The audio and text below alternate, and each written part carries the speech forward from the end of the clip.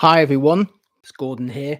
I'm just testing a setup for a podcast that I'm going to do soon with Petapixels. So that's something to look out for. Anyone who's seen any of my previous broadcasts with them will know that I've struggled to find a camera that actually will allow me to stream the way I want it to, like a webcam. I'm actually using the Lumix S5 Mark II at the moment, and that unfortunately doesn't have a direct USB webcam support. So I'm finally got hold of a capture device. I've got an Elgato Camlink 4K. It's not new, pretty old, um, but I've got the HDMI output from the camera, and obviously you can see some graphics which I need to turn off. So that's why we do these tests. And also, when I do go live properly, I will have better lighting. This is just like overhead, um, basic light. So I will fix that. The microphone I've got here's a Rode Wireless Go 2. Hopefully, you can hear me. Can anyone hear me?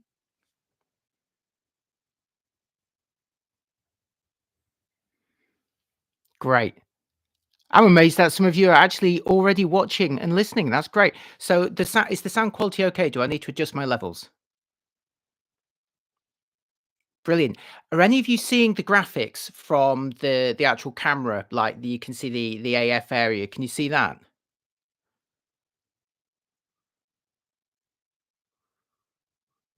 Mm. So I need to switch that off. The trouble with being a camera tester is that you actually want the graphics to appear when you're recording the output from the HDMI. You actually really want to see that, so I can show you the boxes around birds and me walking up and down my garden and things like that. So you forget to turn them all off for things like this. I actually quite like it though. It's a nice little frame, isn't it? So I'm using a zoned area here because I know that my face is going to appear within this. I'm unlikely to move much outside of it, and it means that it won't be tempted to focus on this microphone instead. Um, so should I actually end up doing some YouTube lives in the future? I mean, this is just a test setup to see whether any of this gear even works. Is it something you'd be interested in seeing? I'm going to peer at the screen to see your responses. Yes, you should. Thank you. Audio clipping on loud speech. Yeah, I think I'm a bit close to this microphone. I should probably move it further away. How's the audio levels on this now? Hopefully that should be better. What camera is this? Yeah, this is a Lumix S5 Mark II, and one of the best value cameras around right now. Actually, we're coming up to Black Friday, as you know, and the thing I would say about Black Friday, I wanted to do a video about it, um, just to kind of explain where some of the discounts come from and what you should look out for. Obviously, there are some heavily discounted items that are available, but as most of you know, if something is discounted, it's because either it's not been selling well or there's a new model about to come out. So a lot of the time when I review new cameras or lenses, some people say, "Oh no, I've just bought the latest one." And I would say, "Well, keep an eye on the prices of it. And if you start to see them becoming quite substantially discounted, then there is a good chance that a new one is on the way." I'm not being coy here. I mean, sometimes I do have advanced information, never more than about a week or two in advance. But if you see something heavily discounted, there's a good chance there is a new one coming. That doesn't make the old one bad at all. It means you're going to get a great deal on it. But don't be disappointed if in 2 or 3 months' time there's a newer version that will inevitably do more. Um, the other times that things are discounted is to try and get you into a system. And Panasonic are very good at that. Their products invariably get some really, really good discounts to try and get people into the L-mount system, which I personally actually really like. I mean, you've got all of Sigma's lenses, for example. I mean, obviously you do for Sony system as well, but it's great to have native third-party lenses, right? I mean, I'm just working on a review at the moment of the Sigma 56 and 30 millimeter lenses in the Canon RF mount. And it's just so exciting to have some, third-party native lenses, admittedly just for APS-C, but that there's anything at all is just exciting. So to have a full array of affordable quality third-party lenses for a system is invaluable. the L mount cameras have that. So if you get a Panasonic Lumix camera, you've got access to those lenses. So yeah, I'm using the S5 II, which I actually use for pretty much all of my A and B roll. So since it came out, so for over a year. So if you've watched any of my videos in the past year, you've seen the S5 II in action, and I think it's pretty good. You know, it's certainly more than good enough for what I need, and I shoot everything with the 35 1.8, which is what I'm using right now. So I use that also for my B-roll of the products because it does focus close enough, just close enough for you to almost fill the frame with a, with the camera body. I've got another question for you guys and gals out there. Is my sound in sync with my lips? Because it isn't on my screen. So let me know, is it in sync?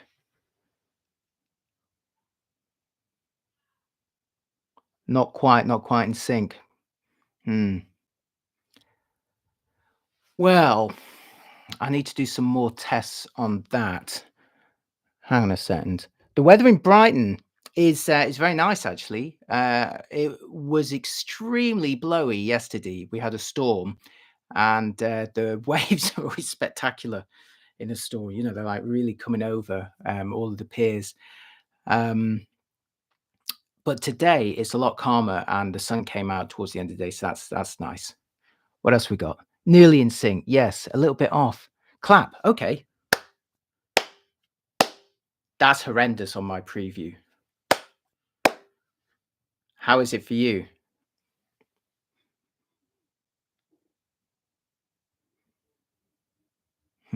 Yeah.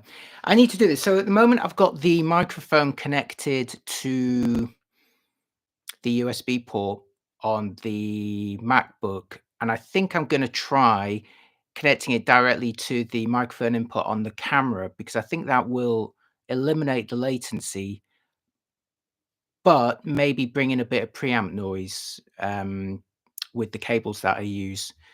So I'm willing to put up with a little bit of background hiss for a more synchronized feed. I think that's a good deal. This is not the A1 Mark II. The A1 Mark II sadly has been returned to Sony. I had it for actually the best part of a month. So I had it for a really long time in the month up to the launch. And that gave me a chance to do a lot of tests on it, a lot of overheating tests at different resolutions, a lot of different action and wildlife scenarios. I really liked it. It's obviously a very good camera, but I think a lot of people were disappointed that it doesn't have, a new sensor, or that they didn't squeeze more frames per second out of the existing one. But I think there's also this expectation that we have that everything has got to get substantially better. Whereas in fact, so much gear is so good now. I mean, like it proves how good the original A1 was, that the A1 II only has to improve a couple of things and it still makes it by far their most powerful camera. I actually prefer it. I prefer it to shooting the A9 series and the A7R series because 50 difference between 50 and 60 isn't huge. I think 50 megapixels is more than enough resolution for what I need. And I prefer to have the stack sensor. It's not immune to rolling shutter, but it's a lot better than the A7R5. So I would go for that. I mean, obviously it's a lot more expensive though as well. That's the thing. These stack sensors are not cheap. Right, let's see what else you're saying. I need to get a screen that's a bit closer, don't I? Off-topic question. That big stone donut beside the pier still there, or has it been removed? The big donut sculpture is still there. I take a picture of it on all my sample galleries. Someone on your comment likened it to a horse's bottom or bottom hole, as they said. I really like it. It's a fun sculpture. When you get close up to it, it's actually got cutouts, like 3D cutouts, and they represent continents. It's like a map of the world. In fact, thinking about it now, it's probably one of those maps of the world that's been, inverted or mapped onto a donut instead of a sphere. Instead, it might be that. But yeah, it looks really nice. I take my photos of the pier, the ones that are angled, and also the resolution ones for video. That's almost with the donut behind me. So it does make me think of donuts quite a lot. They call it the donut groin. Those little mini piers are called groins, which always brings a smile to my face. Looking forward to your full review of the Fujifilm X-M5. Yeah, I'm interested in getting that back again. I almost reviewed it. I had a chance to have a look at a final production model just at the same time I was reviewing the Sony body and lens, and that just took up all of my time. So I delayed it. I'm going to hopefully have a look at it in December. I think a lot is going to depend on how good the autofocus is on it for video, because it is a video oriented camera, and the stabilization as well. And these are two things that traditionally Fujifilm are not as good as as the best of the competition. So I think targeting a camera mostly at those kind of features and users who would want those features, it's a bit of a gamble by Fujifilm. So hopefully they're confident enough that it's good enough, but we'll find out. So yeah, hopefully I will get a chance to have a look at that before Christmas. I can't make any promises, but I hope so. Right, what else we got? Few audio crackles. That's worrying. Can you just suggest to Fuji to make digital X-band camera with waist level display, please? Fujifilm is in a really nice position because they have so many fans, right? The people who like Fujifilm love them, and they love what they do and their variety of cameras that they do. And as such, there's a lot of people I think who go, hey, wouldn't it be a good idea if they did that? Or how cool would it be if they did this? And before you know what's happened, that idea has turned into a rumor that's then spread. And before you know what's happened, someone's put down a timeline that says Fujifilm is doing a panoramic camera early next year, or Fujifilm is doing a 1-inch sensor camera next year. I have no information on either. Personally speaking, I suspect they're not true. I think it's one of those things like when the Sony rumors were always going on about an APS-C camera that had a viewfinder hump. So basically an A7, basically like a full frame A7, but with an APS-C sensor. And it never came. And every year it was like, it's going to happen, it's going to happen, it's going to happen. And it never happened. They've always had the flat top. So I think there is a kind of what people would like that's almost turned into reality in their heads, and then what's actually coming. So I think Fujifilm have got some cool things on the way, hopefully. But I fear that a panoramic camera isn't one of them. And I'm not sure about the smaller sensor one. I really like that rumor. That's the sort of rumor that makes me go, oh, I'd like that, and try and make it real in my head, because I shoot with the X100 series for most of my personal photography, and I love it. But even it is a little bit too big and heavy. And I remember taking out the Sony RX100. Why they don't make another one of those, I don't know. I was talking to them about this last week. It was like, please make another one, or at least make more of the old one, or at least make it cheaper. You know what I mean? Make it more affordable. We don't need a new one. Just make the current one cheaper and more available. That would be fine because it's already great. And I realized again how small that camera is, the RX100. It's really little. Not as nice to hold as an X100. So that's the balance between size and, extreme pocketability, but maybe something in between. And Fujifilm did have that X70, which was APS-C. I'd love to see the X70 again. And maybe their way of doing a new X70 would be to use a smaller sensor, maybe a 1-inch. But again, that's just me speculating on rumors, which is rumor upon rumor. Don't believe anything about that. Right. I'm going to lean forward again, see what else is going on. I was making my dinner. I was having a bean chili. Would love to see a retro Nikon ZS for the Fuji. Yeah. I mean, do you know what? I would love to see. The funny thing is, if you hang out around a lot of vintage camera shops, as I do, a lot of film camera shops, you'll see that it's not just Fujifilm that has this legacy of these cameras. It's literally every single manufacturer made a camera that looks like an X100 does today. Canon had them, Nikon had them, everyone had them, and they all look ace. They're really nice, really attractive. You already know about Olympus. They had a bunch too. Just make digital versions of them. I don't know. I think maybe I'm in like this bubble, and you guys as well. Maybe there's actually only about 50 of us who would actually go out and buy this, and that's not enough. It might be enough for Leica. It might not be enough for the more mainstream manufacturers. Because I think, literally everyone I speak to says, oh, wouldn't it be great if they did that? Why didn't they do that? And I'm like, yeah, they should do that. And then I'll speak to them and they're like, okay, you should do that. And they're like, yeah, all right. Yeah, I'll just write that down like that. Because obviously they need to sell a certain number of them, and one would hope they know their numbers. We shouldn't know better than them what sells and what's best, surely. Sometimes it seems that way, but surely that can't be true. In which case, they've looked at the numbers and gone, "Yeah, sadly, it's not viable anymore." But I think if this year has proved anything, it's that people have got this appetite for compact cameras again. You've got a lot of younger people rediscovering digital cameras of the 2000s, which suits me fine because I reviewed them all and I do them all on my Dynabytes channel. I'm actually working on a Nikon D200 at the moment from 2005. That'll be my next one on Dynabyte. So my next review coming out on Camera Labs, hopefully in 2 days, maybe tomorrow, is the Sigma 30 and 56 for Canon RF.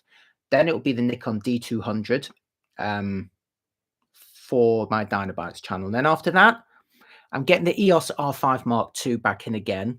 Amazingly, this is like my first chance at looking at a final production one in months after I had that initial look at it. So I'll be able to do some proper overheating tests and proper skewing tests. And I think that camera is going to be a real contender. They've fixed a lot of issues that it had, or they appear to have. And I actually got it in to test, not deliberately.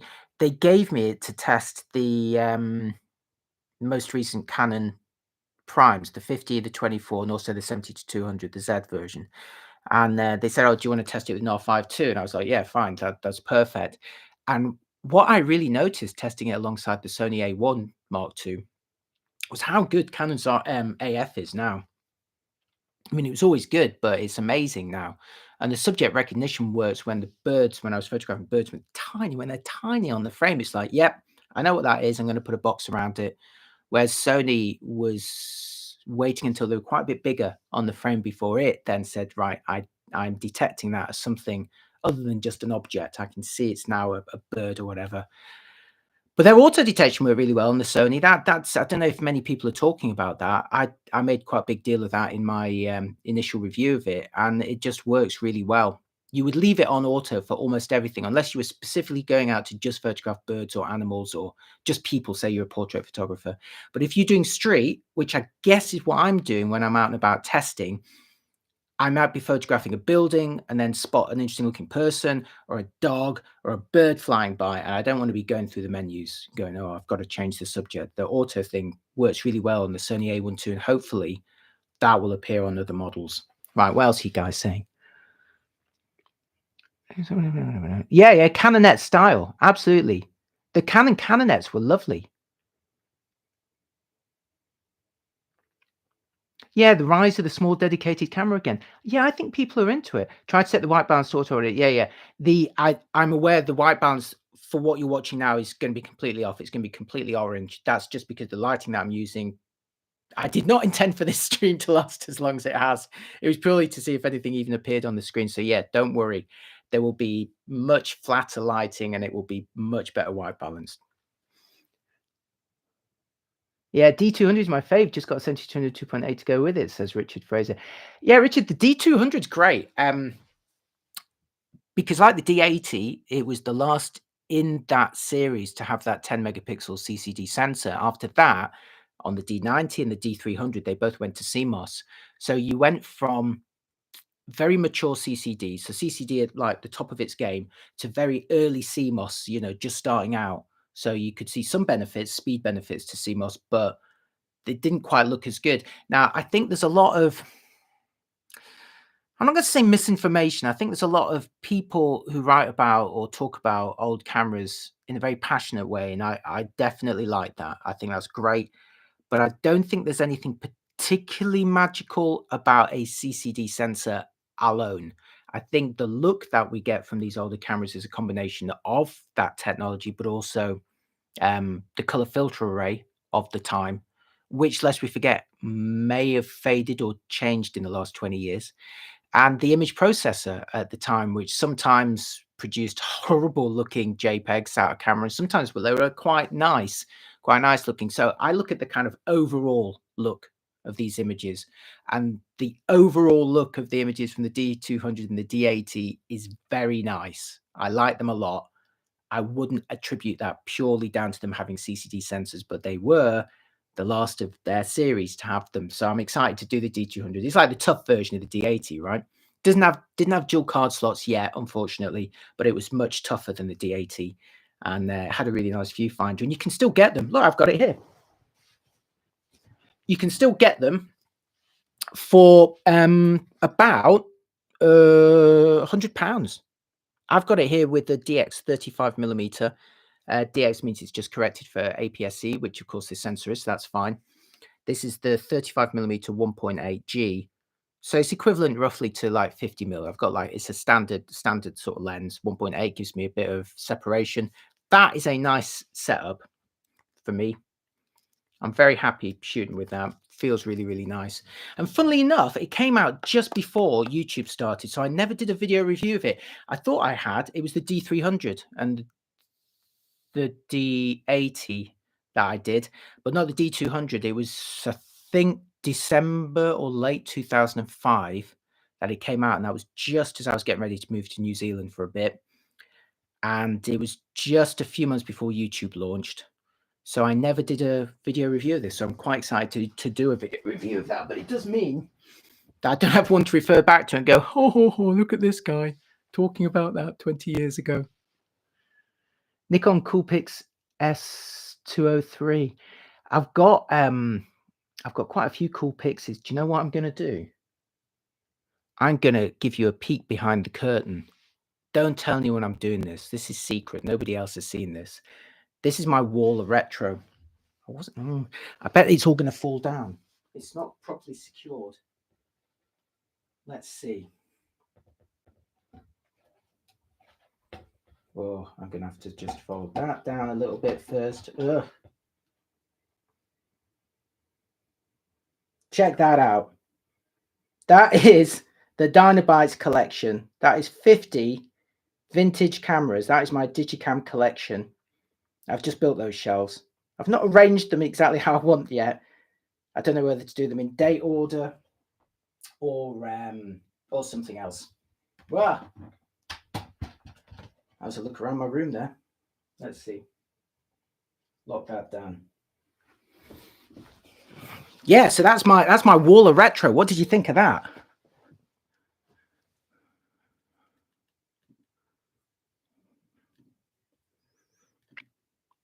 I love a secret. Hi from Manchester.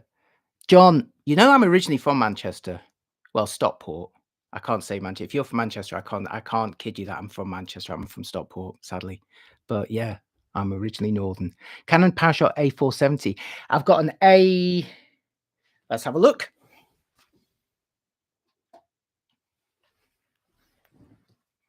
This is an A10, 1 megapixel, 1.3 megapixels. That was the first in the PowerShot A series. For my videos, I try not to just get kind of random cameras. I'm specifically trying to hunt down the first in every series. So this was the first PowerShot A. I've also got the first PowerShot S, which looks a lot like a digital Ixus. It's really nice, even though it's like from the late 90s, I think. The Canon went from zero to hero pretty quickly. I mean, like that PowerShot 600 was ridiculous. It's about the size of a cornflakes box and less attractive and about as comfortable to take pictures with. And then they went from that almost to something that looked like a slightly bigger digital Ixus in like 1 or 2 generations in just 2 years. It was amazing. But I try and get the first ones of each series and make the videos about them. Once I've done all of those, maybe I'll go for some other models in the series. 50, is that all? I can have 78. Yeah, it's easily done, isn't it? Love Stockport. You don't need to say that. Really? I'm from Iran, Gordon. Welcome. Welcome. Love hearing from people around the world. Rolly, yeah, you know what? There were some nice Rollies, weren't there? There's a Ricoh that I keep trying to get that I can't get, an RDC something. It was like a flat camera. You held it more like that. And it had a weird flip-up screen on it. I think Snappiness has got one. And I got my hopes up when he made a video recently saying, oh, I've got to sell some of these. And I was like, yes, because he's also got an Epson that I want. That's really hard to get. And he goes, oh, you know, if I only keep 2 cameras, it's this Ricoh and the Epson. I was like, no, not fair. But if you are into old cameras, do check out his channel, Snappiness, and also 1 Month 2 Cameras. Those are 2 really great channels. And Emily Lowry, of course, Micro Four Nerd. She's great. No. Beautiful display. Thank you. Yeah, once I get them all arranged properly, it's going to look nice. I need to take the straps off them because they actually spoil it. You know, they get in the way. You need a cleaner thing. I've got a box full of them. Stockport is great for photography. Is it, John? I don't know. Maybe I need to go back. I've got a bit of PTSD over Stockport. I left when I was 16. I would always prefer to go into Manchester. Sorry, people from Stockport. I would always think, oh, you know, I want to go to a bigger city. So I would always go into Manchester in preference. But I can't hide my roots. That is the origin story, I'm afraid. Gordon, do you have a worldwide audience? You have a worldwide audience appeal. Well, the beauty, well, that's very kind. The nice thing about YouTube is that you can reach a lot of people. And, you know, if you do English language videos, you do get a lot of people in different places, which is really nice. Really nice to hear different perspectives because it's very easy to just get caught up on what's happening in the UK and the US, and maybe not be so aware. It was quite an eye opener when I lived in New Zealand and I knew a lot of Australians, and they often have a very limited number of products that become available there. They don't always have the same array that we have. Sometimes the prices are also pretty high. They don't always get the same kind of discounts, or different regions get different kind of discounts. So we might see a camera that's always a tremendous deal, and we'd always be going on about it. But yeah, over there or in South Africa and places like that, it might not be a great deal. So I try my best to be aware of different regions, but there's a lot of different things. What doesn't make it easier is when companies, especially Canon, started using different names for different regions. I think partly to protect themselves or to identify grey imports. For example, if you had a Digital Rebel in the UK, they knew that that was a camera from America that had been imported. Whereas if you had a 700D or something, then that was from most of the rest of the world. But in Japan, they called them kisses. Go figure.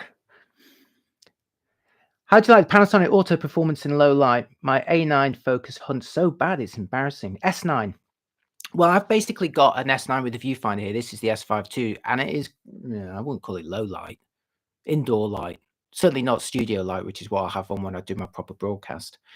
It's all right. Yeah, I mean, it depends what lens you put on it. If you give it a bright enough lens, I find it all right. It's fine for what I want, but I'm not using it in. Hey, you know what? I've just remembered.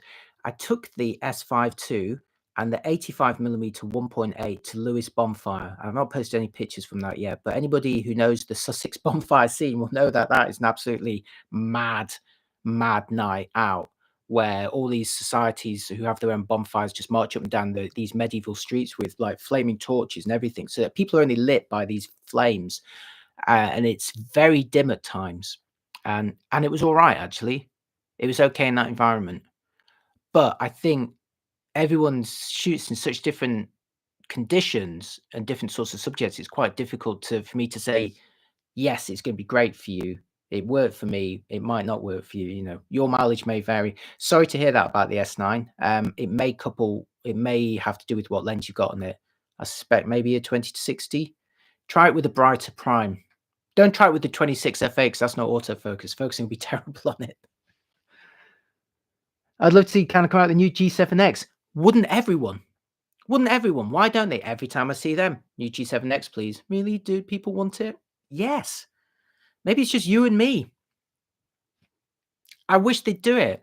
And do you remember that was a super popular camera with vloggers, even though the AF wasn't very good. They never had Sony's 1-inch sensor with the phase detect autofocus. They only ever had it with the contrast autofocus, and that's why it suffered. Sony kept that one to themselves, but I think they're more open to it now. So yeah, hopefully they'd be able to get hold of that. One of the only sensors that Canon didn't make themselves, actually, because they famously make a lot. They make their APS-C and their full frame sensors, but they don't make the 1-inch, as far as I know.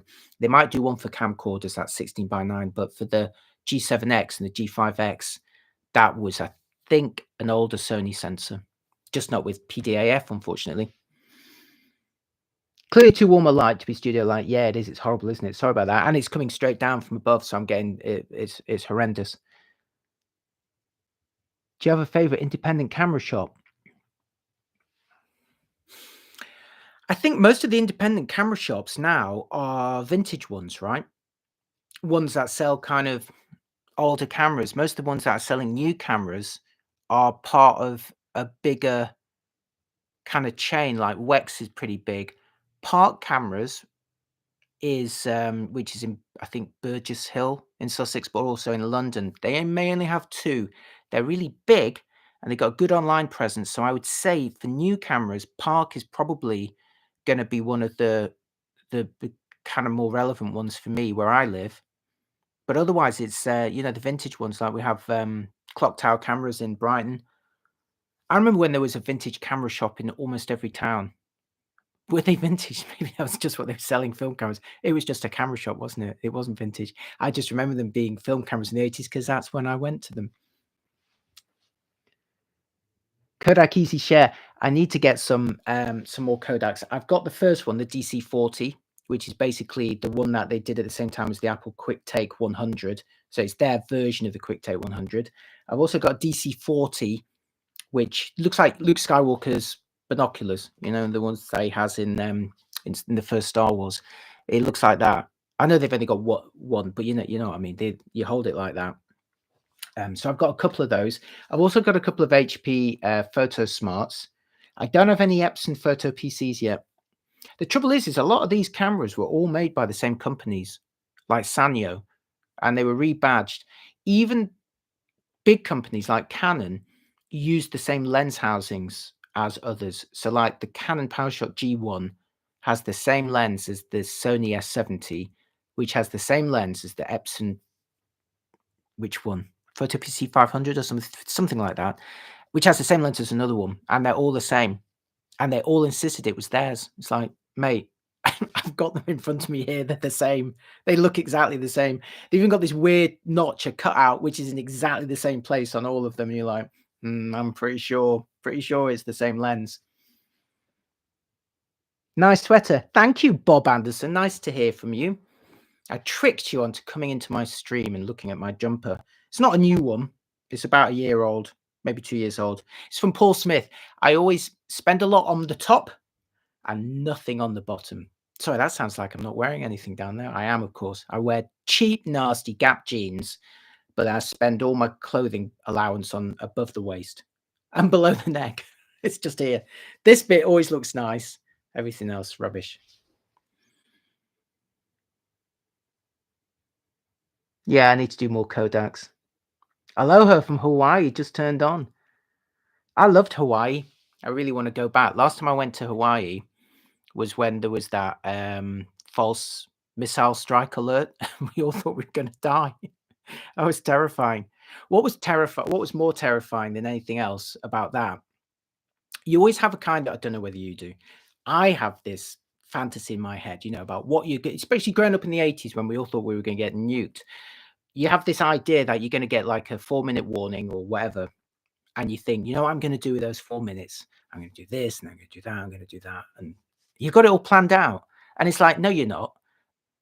Um, you'll be running around trying to get home or get somewhere. It's unlikely that you are going to be next to your loved ones. But the horrific reality of when it happened to me was that you spend the whole time just refreshing your phone. Is it real? Is it real? Is it real? Okay, have you got a connection? No, I've got a connection. No, it's all busy, isn't it? No, it's not. Is it real? Is it happening? Do I need to react? Is it happening? And then your 4 minutes are over and you're like, oh, there wasn't an explosion. I guess it was a false alarm. And then you go off and do your thing. I was actually trying to rent a car. So I went to the rental car shop because I wanted to go to the valley that's in, I thought it was in Jurassic Park or Lost. It's that sort of valley that's in the in Hawaii, and absolutely beautiful. And the car rental shop had a sign saying closed due to missile alert. It's like a sign they had already printed. It was very strange, but yeah, you just spend your remaining days. Everybody was just like refreshing, or let's try Twitter. That used to be quite responsive. No, nothing. Terrible. Brilliant channel, Gordon. Thank you so much. Thanks for saying that. I put a lot of work into it, as you know, and it can be a little bit frustrating when I see like the number of views that some of the other channels get. You think, Oh, why am I not getting that number of views? But I realize that what I do is quite specialist, and I'm quite dry as well.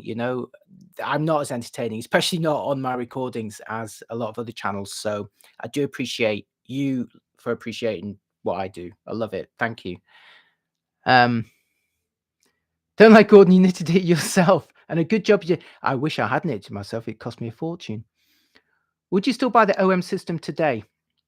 Oh, I think they're still priced quite optimistically. I think if you got a great deal on one, yeah, why not? You should go into it with your eyes open. Like the Canon EOS M system, it's a dead system. They're not doing anything else with it. But Sigma brought out those EFM primes, and you can get some nice bodies like an M50 or an M62 at a good price. And similarly, the OM system stuff or the old Panasonic Micro Four Thirds stuff. Again, look at what Emily Lowry's saying.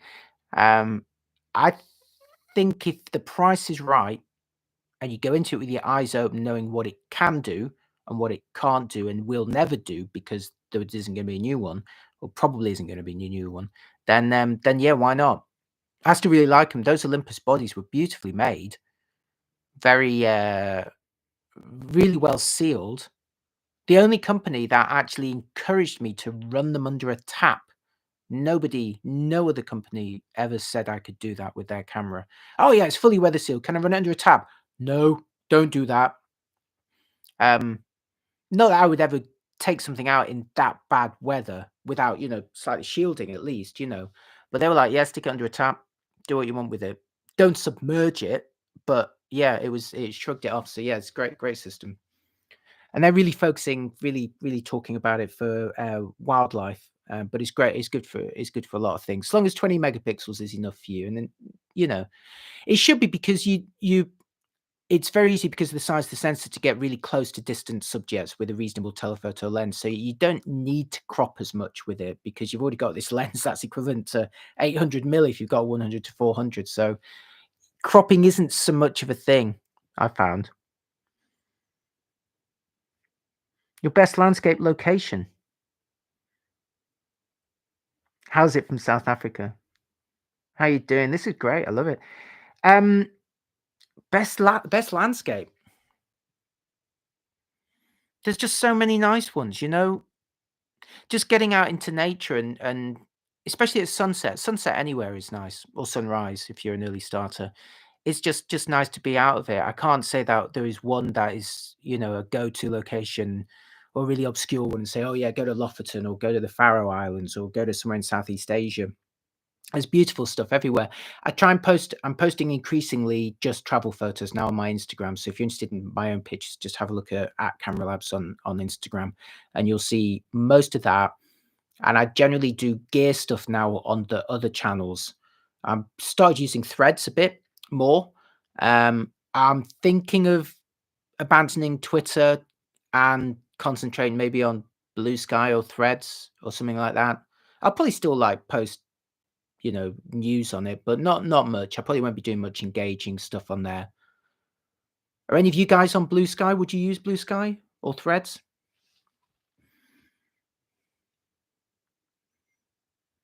Current grab and go is my Fujifilm X100 5, and that's my travel camera. That's my everything camera now, pretty much, unless I'm specifically shooting sports or a rocket launch or an eclipse where I'll take specialized gear. It's just the X100 all the way. I'm fed up with carrying big heavy cameras now. I can't. I just don't like it. I would like to travel really light and be very responsive. So if I see something, I can get the camera out, put it away again, not have to stop. I don't want to stop and get all the stuff out. I feel quite vulnerable doing that as well. So it's nice to be able to be more vigilant. I mean, God, don't get me wrong. I used to carry around a lot of lenses, multiple bodies, big lenses, the whole lot. Terrible.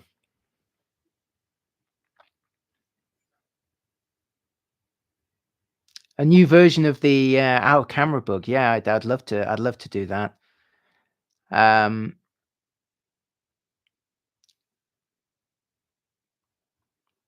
do you still go out with the Sony RX107? So I never owned a 7. I owned a 1, 2, and a 3, and the rest were borrowed. So I have taken the 7 on a couple of long trips, and Was always amazed at how well it worked. Really sharp lens, really nice. The only couple of downsides to it. First, it's so small, it's not that comfortable to hold. Enjoy using it that much. Secondly, you need to power it up and for the lens to extend to switch it on, and then for it to retract to switch it off again. Doesn't take long, but it does take some time. Whereas on something like an X100, the lens does come out a little bit, but generally speaking, you switch it on and you're ready to go. It felt faster. I didn't like this whole lens coming in and out. And again, it felt more vulnerable. If you're throwing it in and out of a bag, it might get damaged. Um, and also, I'm a real sucker for shallow depth of field effects. And the trouble is with that model, you trade the brighter aperture for the longer zoom. The RX100V or 5, that one had a shorter zoom. It was like a 24-70, 1.8 to 2.8. That could get some shallow depth of field effects, but you had the shorter zoom range. I think that for me was actually the sweet spot. That was a really nice camera. I think my family are asking for their dinner, so I think I should go and do that. Yeah. So I'm gonna have to go in a sec, and I'll just see if there's any more outstanding stuff here. Blue Sky feels like the new clubhouse. Yeah, it's Neil. How you doing? I liked your most recent video on a dehumidifier. I thought they were just I thought that was snake oil of the first order. But then my partner got one, and yeah, they're good. God knows how much electricity it's using. I've not bothered measuring it. But if you've got a dampish house, they really help. They really help. And especially if you're hanging out your washing indoors, it really helps even dry that, you know? It does help reduce that moisture. And I cook a lot, and I'm always boiling water or boiling sauces down, and there's so much, moisture in the air that it's just nice not to have all that condensation on the windows. So yeah, so thanks, Dad Delivers Vlog. Check out his stuff.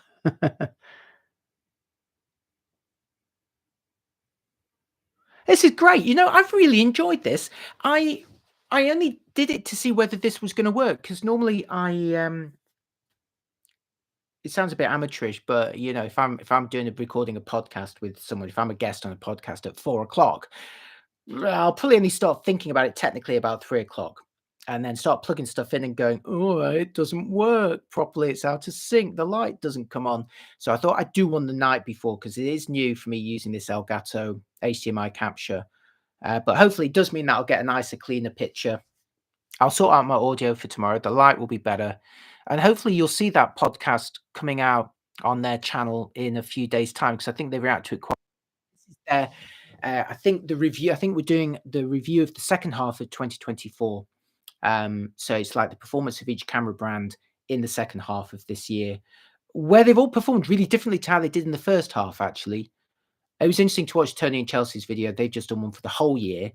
But we've split it into, or they split it into two halves, and I was a guest for the first half. So they thought for consistency, they should get me on for the second half. So yeah, I'll be joining Jaren and Chris and Jordan. You'll see that hopefully in a few days' time. So look out for that. You'll see this setup looking much better. Thank you all so much for tuning in and for your feedback. And I've really enjoyed this. I'm going to find an excuse to do this again, and maybe regularly. And I hope you enjoyed the sneak peek of my wall of retro. For those who tuned in too late, you missed something special. Maybe I'll let this stream be watched again. Maybe not. Maybe it's just going to be ephemeral for those who were here. Anyway, thanks so much for tuning in. Look out for, like I said, the Sigma RF lenses coming really soon. Then the D200 for Nikon, the vintage, and then probably R5 Mark II. And that's going to take me so long; it'll get me up to Christmas, and then I think I'll be trying to concentrate on a few more of these vintage camera reviews before I get bombarded with some new gear again, because that is bound to happen. All right, thank you so much, everyone, for watching, and I appreciate all your support as always. You're all brilliant. Thank you so much. I'll see you later. Bye bye.